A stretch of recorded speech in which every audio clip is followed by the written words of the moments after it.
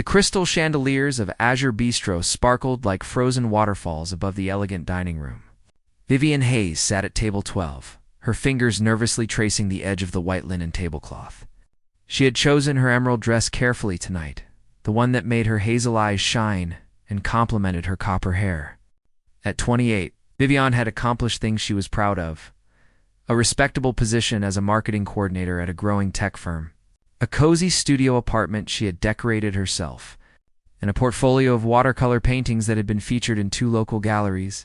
Yet here she sat, palms slightly damp, heart beating faster than usual, waiting for a blind date her colleague had insisted would be perfect for her. Bradley Mitchell was supposedly charming, successful, and shared her interest in art museums and weekend brunches. Vivian had resisted at first. Dating had always felt like walking through a minefield where her appearance was constantly under scrutiny. But her colleague had been so enthusiastic, showing her Bradley's social media photos, assuring her they would hit it off immediately. The restaurant hummed with quiet conversations and the gentle clink of silverware against fine china. Vivian checked her phone. 7:15. Bradley was already 15 minutes late. She ordered a glass of water from the passing waiter, trying to calm the anxious flutter in her stomach. Maybe he was stuck in traffic. Maybe he had trouble finding parking. She constructed reasonable explanations to quiet the small voice warning her that this evening might not go as planned. At 7:20, Bradley finally appeared at the entrance. Vivian recognized him immediately from the photos. Tall, angular features, perfectly styled dark hair, wearing an expensive navy suit. She raised her hand in a small wave, watching as his eyes scanned the restaurant. When his gaze landed on her, Vivian saw something flicker across his face. It was subtle, barely perceptible, but she had learned to read these micro-expressions over years of similar experiences. His smile became tighter. His shoulders stiffened almost imperceptibly. Bradley approached the table with measured steps, as though considering whether to turn around and leave. Vivian stood, extending her hand in greeting, determined to give this encounter a fair chance despite her growing unease. "Vivian?" he asked, though his tone carried a note of disappointment that made her chest tighten. "Yes, that's me. You must be Bradley." "I'm so glad you could make it," Vivian replied. Keeping her voice warm and welcoming, despite the warning bells ringing in her mind, Bradley sat down across from her, immediately pulling out his phone and placing it face up on the table. His eyes darted around the restaurant, landing anywhere except on her face. When the waiter arrived to present menus and take drink orders, Bradley barely acknowledged the server's presence. "So Jennifer mentioned you work in finance." Vivian attempted conversation, referencing their mutual colleague who had arranged this meeting. "Investment analysis," Bradley corrected curtly, his attention focused on his phone screen. "It's demanding work. Requires dedication and discipline." Vivian nodded, trying again. "That sounds fascinating. I work in marketing, which also requires quite a bit of strategic thinking. We recently launched a campaign that increased client engagement by 35%. Bradley glanced up briefly, his expression unreadable. "Marketing, right." He paused, seeming to weigh his next words carefully. Then he leaned back in his chair, crossing his arms. "Look, I'm going to be direct here because I don't believe in wasting anyone's time. Jennifer told me you were attractive and health-conscious. She said you did yoga and kept yourself in shape." The familiar sting began spreading through Vivian's chest. But she maintained her composure through years of practice. "I do practice yoga. 3 times a week, actually. And I hike most weekends when the weather permits." Bradley's eyes swept over her critically, making no attempt to hide his assessment. "I'm very serious about fitness and wellness. I run marathons. I'm at the gym 6 days a week. I need a partner who shares those priorities and reflects that commitment visibly. I'm sure you're a nice person, but this just isn't going to work. We're not compatible."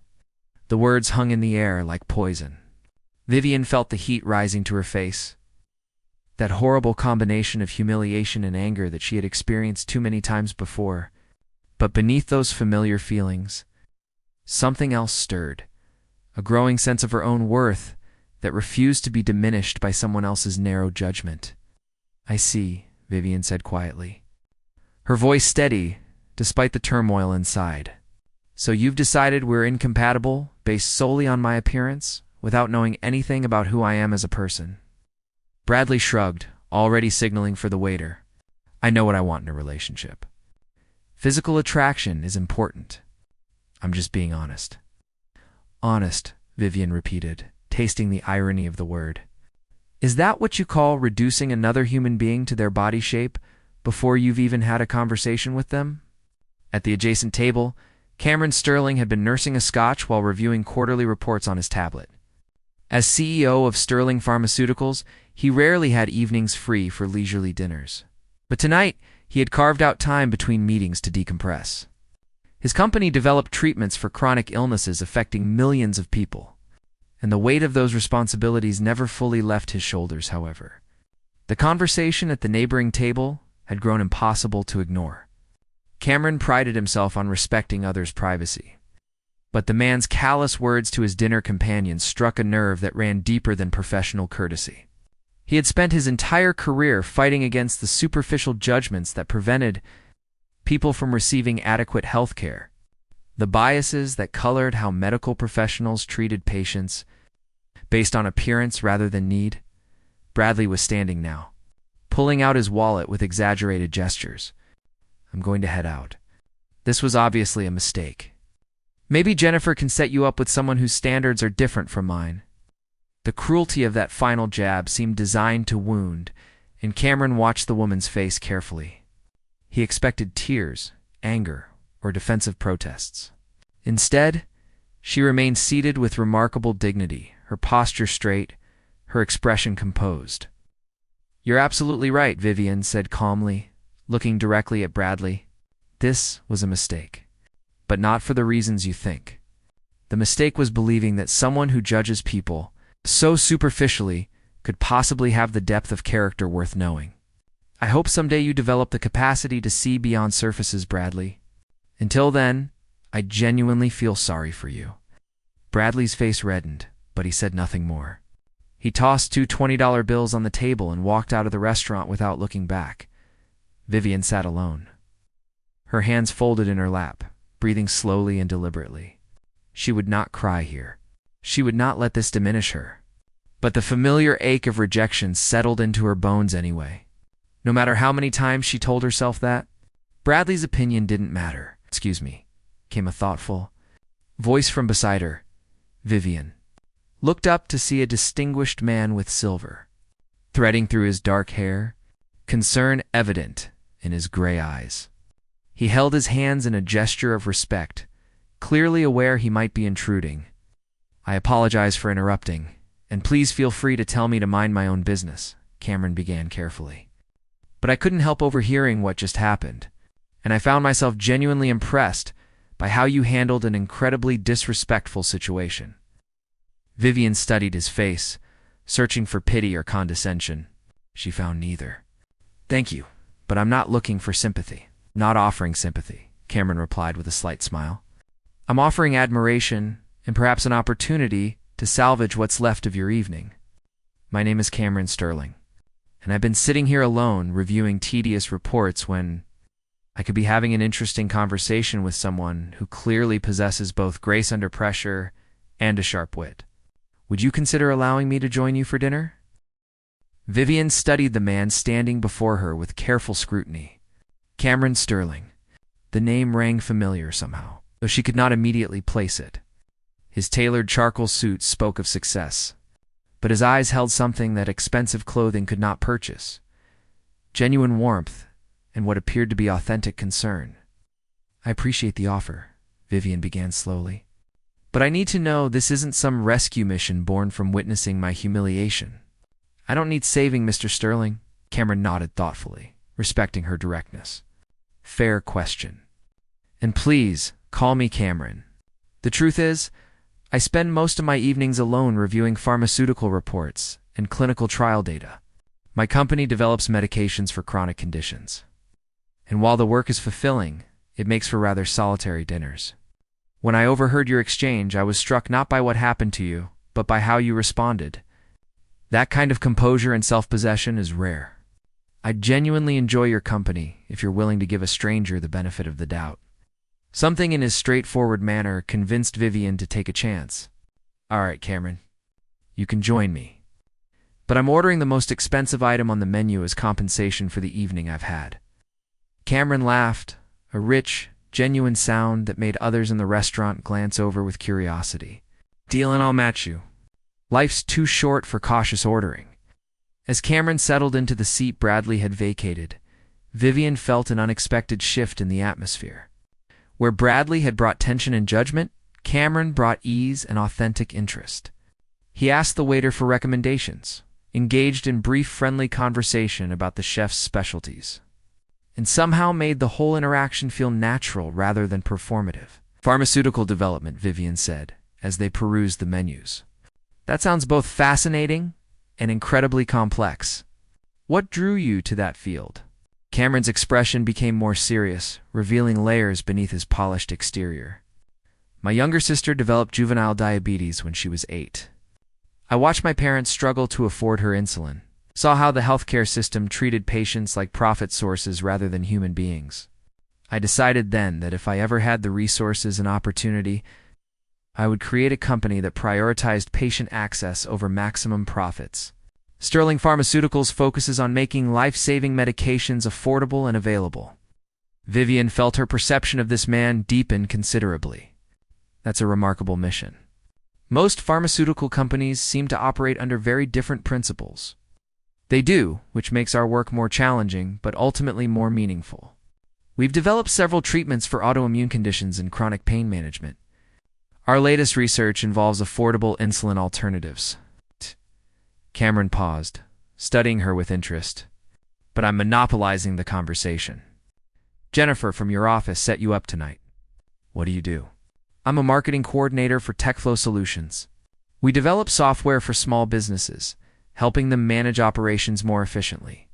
It might not save lives like your work, but I take pride in helping entrepreneurs succeed who might not have resources for expensive systems. Cameron leaned forward, his interest clearly genuine. That's more similar to my work than you might think. You're making tools accessible to people who need them. That's exactly the philosophy driving everything we do at Sterling. Their food arrived, and the conversation flowed with surprising ease. Vivian found herself discussing her watercolor paintings, her weekend hiking excursions in the nearby state parks, and her volunteer work teaching art classes at the community center. Cameron shared stories about building his company from a small startup to a major pharmaceutical player, the challenges of maintaining ethical standards in a profit-driven industry, and his own passion for classical music and vintage car restoration. I have a 1967 Mustang that I've been restoring for 3 years, Cameron admitted with a self-deprecating smile. It's my meditation, my escape from the constant pressure of running a company. Every weekend I'm in my garage covered in grease, and it's the most peaceful part of my week.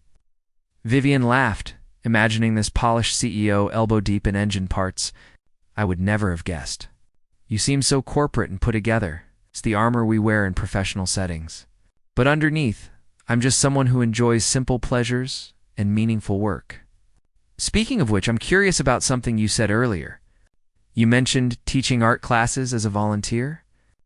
Yes, every Thursday evening at the Riverside Community Center. We serve primarily lower-income families, and art supplies can be expensive. I teach basic techniques and provide materials. Some of these kids have real talent, but no access to formal training. Cameron's expression grew thoughtful. Sterling Pharmaceuticals has a community outreach program with discretionary funding. We're always looking for worthy local initiatives to support. Would you be open to discussing how we might help expand your art program? Vivian felt a flutter of excitement mixed with caution. That's generous, but I want to make sure this isn't connected to what happened tonight. I don't want charity born from pity, Vivian, Cameron said seriously, holding her gaze. Our company evaluates dozens of community programs quarterly based on their impact and sustainability. What you're doing fits perfectly with our mission of improving quality of life. The timing of our meeting is coincidental, but the value of your work stands independent of tonight's circumstances. As Desert arrived, their conversation shifted to more personal territory. Cameron asked about her family, and Vivian found herself sharing memories of her father, Robert, who had raised her alone after her mother passed when Vivian was 12. "My dad worked 2 jobs to keep us stable," Vivian explained, her voice softening with affection. "He never let me feel like I was missing anything. He came to every school event, taught me to be independent and strong, and always told me that my worth came from my character, not from others' opinions of me. What Bradley said tonight would have devastated me years ago, but my father taught me better." Cameron listened intently, and Vivian noticed he did not interrupt or try to relate everything back to his own experiences. He simply listened, which felt like a gift after Bradley's dismissive attitude. "Your father sounds like a remarkable man. That kind of foundation makes all the difference in how we navigate life's challenges. He is remarkable. He's retired now, spends his time woodworking and spoiling his neighbor's grandchildren. I call him every Sunday, and he still gives me advice, like I'm 15. Vivian smiled, then grew more serious. "Can I ask you something, Cameron? Of course, why did you really come over tonight? And please, I want complete honesty." Cameron set down his coffee cup, considering his words carefully. "Complete honesty? I came over because I was angry on your behalf. Because I've spent my career fighting against systems that judge people's worth based on superficial criteria. In healthcare, we see it constantly. Patients dismissed because of their weight, their age, their socioeconomic status. Medical professionals making assumptions that harm patient care. When I heard that man reduce you to your appearance, ignoring everything about who you are as a person, it triggered something in me." He paused, then continued with even greater candor. "But as we've talked tonight, my motivation has shifted entirely. I'm sitting here now because you're intelligent, passionate, creative, and you challenge me to think differently. Because your dedication to helping others through your art program reflects values I respect deeply. Because I haven't enjoyed a conversation this much in months, maybe years. The circumstances that brought us together were unfortunate, but I'm genuinely grateful for the opportunity to know you." Vivian felt tears threatening, but refused to let them fall. Instead, she smiled. "That's the most honest thing anyone has said to me in a very long time. Thank you for that, Cameron." As the evening drew to a close, Cameron walked Vivian to her car. The spring air was cool and pleasant, carrying the scent of blooming jasmine from nearby planters. "I'd very much like to see you again," Cameron said as they reached her vehicle. "Not as a business contact or a charity case, but as someone whose company I genuinely enjoy. Would you be open to dinner again sometime? Perhaps somewhere less loaded with unfortunate memories?" Vivian surprised herself with how much she wanted to say yes. "I'd like that. But Cameron, I need you to understand something. I'm not looking for someone to validate me or prove Bradley wrong. I know my worth. If we spend more time together, it has to be because you genuinely want to know me, not because you're making some kind of statement."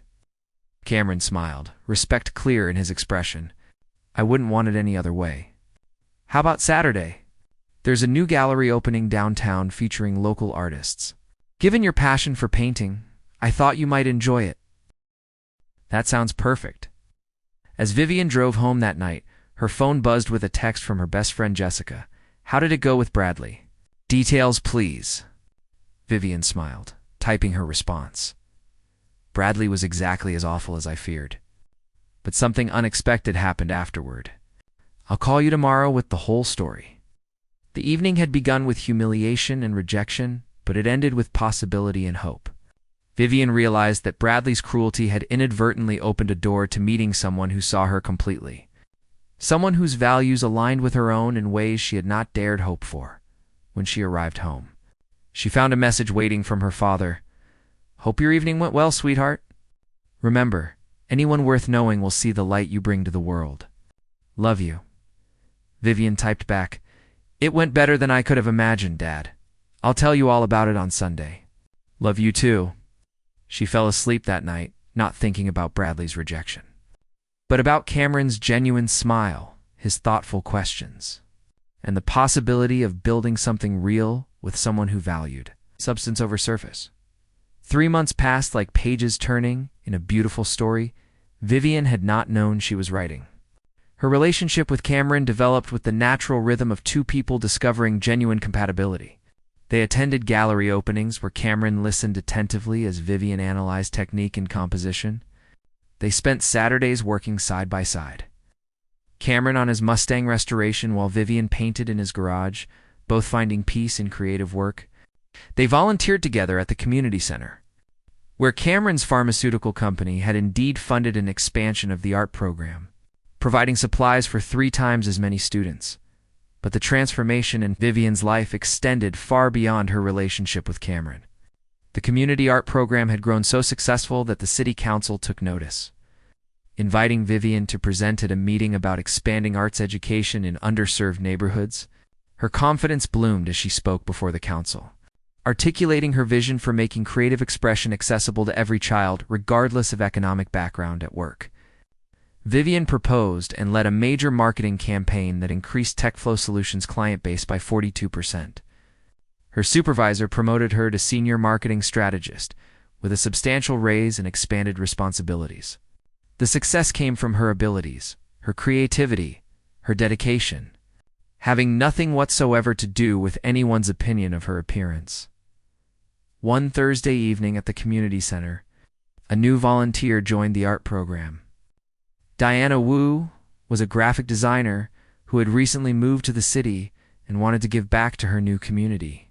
She and Vivian formed an instant friendship, bonding over their shared passion for visual arts and their experiences navigating professional worlds that often judged women harshly.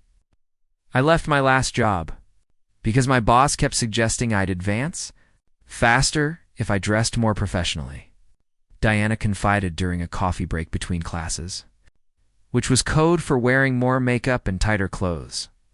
I'm a designer. My portfolio speaks for itself. Vivian nodded with understanding.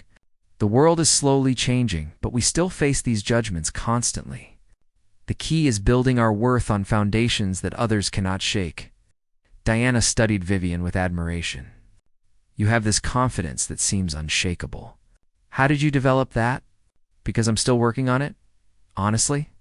Through painful experiences that forced me to choose between letting others define me or defining myself. I chose the latter, though it took time to truly believe it. Their friendship deepened quickly, and Diana became a regular presence in Vivian's life. Joining her and Cameron for dinners and weekend excursions, the 3 of them formed an easy dynamic, with Diana's sharp humor balancing Cameron's thoughtful seriousness and Vivian's creative enthusiasm. One Saturday afternoon, while the 3 of them hiked through Jefferson State Park, Diana fell back slightly, walking beside Cameron while Vivian led the way up the trail. Can I tell you something? Diana asked quietly. When Vivian first told me about you, about how you met, I was skeptical. Successful CEO swooping in to rescue the wronged woman seemed too perfect, possibly too good to be true. But watching you 2 together, seeing how you support her ambitions without overshadowing them, how you celebrate her successes as genuinely as your own, I realize I was wrong. You're the real deal, Cameron. Cameron smiled, his eyes on Vivian ahead of them, her copper hair catching the dappled sunlight through the trees. I'm the fortunate one in this equation, Diana. Vivian challenges me to be better, to think beyond corporate strategies, and remember why I started Sterling Pharmaceuticals in the first place. She keeps me grounded and inspired simultaneously. Up ahead, Vivian had stopped at a scenic overlook, waiting for them to catch up. As Cameron reached her side, she pointed to the valley spread below them, a patchwork of green and gold in the afternoon light. This is where I come when I need perspective, Vivian said softly. When work gets stressful, or when old insecurities try to resurface, looking at something this vast reminds me that individual judgments and petty cruelties are small things in the grand scope of existence. Cameron took her hand, a gesture that had become natural over the months. You've taught me that lesson too. I used to let business pressures consume me entirely. Now I understand the importance of these moments, these connections. The peaceful afternoon was interrupted by Vivian's phone buzzing insistently. She glanced at the screen, and her expression shifted to surprise. It's Jennifer from work. She's calling, not texting. That's unusual, Vivian answered, stepping aside slightly. Hello, Jennifer. Is everything okay? The conversation lasted several minutes, with Vivian's responses growing increasingly surprised. When she ended the call, she stood staring at her phone with an expression Cameron could not quite interpret. "What happened?" he asked gently. "That was bizarre. Jennifer called to warn me that Bradley has been asking about me at her gym. Apparently, seen my promotion announcement on the company website and has been questioning people about whether I'm seeing anyone." Vivian shook her head in disbelief. After 3 months of silence following that disastrous dinner, now he's interested? Diana rolled her eyes expressively. "Let me guess. Now that you're successful and confident, suddenly you're worth his attention." Classic. The situation resolved itself 2 weeks later in the most awkward way possible. Cameron had invited Vivian to a pharmaceutical industry gala, a black-tie fundraiser for medical research. Vivian wore a stunning sapphire gown that made her feel elegant and powerful. As they entered the ballroom of the Grand Hotel, Cameron's hand resting lightly on her back, Vivian felt entirely comfortable in her own skin. Halfway through the evening, as they stood discussing clinical trials with a research director from Johns Hopkins, a familiar voice interrupted from behind them. "Vivian, I thought that was you." She turned to find Bradley Mitchell, looking uncomfortable in his formal wear, holding a champagne flute with white-knuckled tension. His eyes widened as he recognized Cameron standing beside her. "Mr. Sterling," Bradley stammered, his face paling. "I didn't realize you two knew each other." Cameron's expression remained professionally neutral, but Vivian detected the steel beneath his courtesy. "Bradley, I believe you've met Vivian before. She's here as my guest this evening." Bradley's discomfort was palpable. His eyes darted between them, clearly calculating the implications. Yes. We met briefly once. Vivian, I've actually been hoping to run into you. I wanted to apologize for how our dinner ended. I was having a difficult day and I behaved poorly." Vivian studied him calmly, feeling none of the anxiety or hurt his presence might once have triggered. "Bradley, I appreciate the apology, though I suspect your timing has more to do with my recent promotion and present company than genuine remorse." Bradley flushed, but pressed forward. "That's not fair. I've genuinely thought about that evening and regretted my behavior. I was wondering if perhaps we could try again. Start fresh?" Cameron remained silent, allowing Vivian to handle the situation herself, his presence supportive but not intrusive. Vivian appreciated his restraint, understanding that he trusted her to respond in whatever way felt right. "Bradley, here's what I've learned in the months since our disastrous date," Vivian said clearly, her voice carrying quiet strength. "My worth isn't determined by whether someone finds me attractive or acceptable. I've built a life I'm proud of, surrounded by people who value me for my character, my abilities, and my compassion. You judged me based solely on my appearance and found me wanting. That revealed everything about your character and nothing about mine." She paused, letting her words settle before continuing. "I don't harbor anger toward you. Actually, I'm grateful for that evening because it led me to meet Cameron and reinforce lessons. It's about self-worth that I needed to fully embrace. But no, we will not be trying again. I deserve better than someone who needs success and social status to recognize my value. I always did." Bradley opened his mouth to respond, but Vivian had already turned back to Cameron and the research director. Resuming their interrupted conversation about breakthrough treatments for autoimmune disorders, Bradley stood there for an awkward moment before retreating into the crowd. Later that evening, as Cameron drove Vivian home through the quiet city streets, he reached over to take her hand. "You handled that beautifully," he said with genuine admiration. "I was prepared to intervene if needed, but you clearly had the situation under control." "I did, didn't I?" Vivian smiled, surprised by her own confidence. "A year ago, that encounter would have shaken me.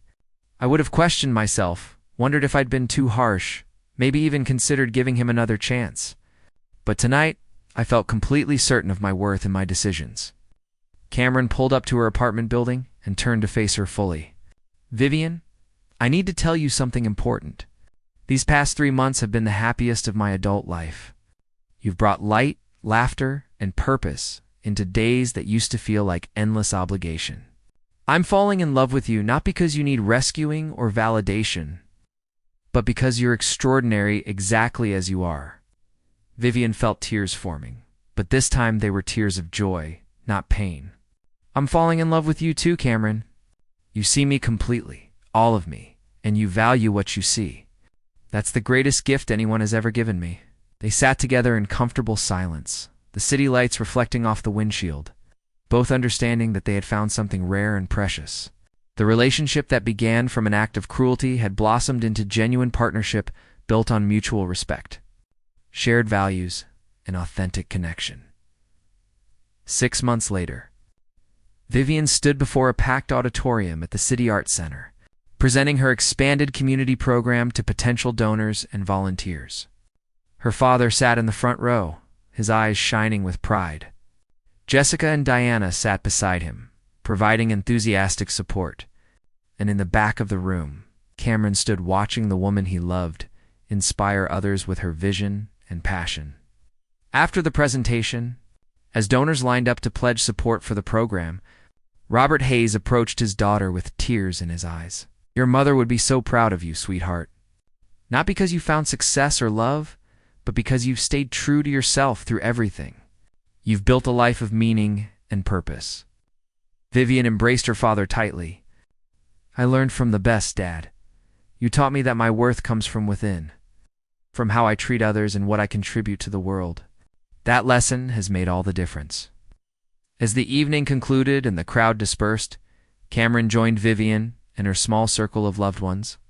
No one mentioned Bradley or that fateful dinner at Azure Bistro anymore. That chapter had closed, its lessons learned and integrated. Vivian had discovered that rejection, while painful, could not diminish her unless she allowed it. That true connection came from authentic seeing and being seen. That her worth was inherent, not conditional on others' approval. And that sometimes the worst moments open doors to the best chapters of our lives. If we have the courage to walk through them with our heads held high and our hearts open to possibility,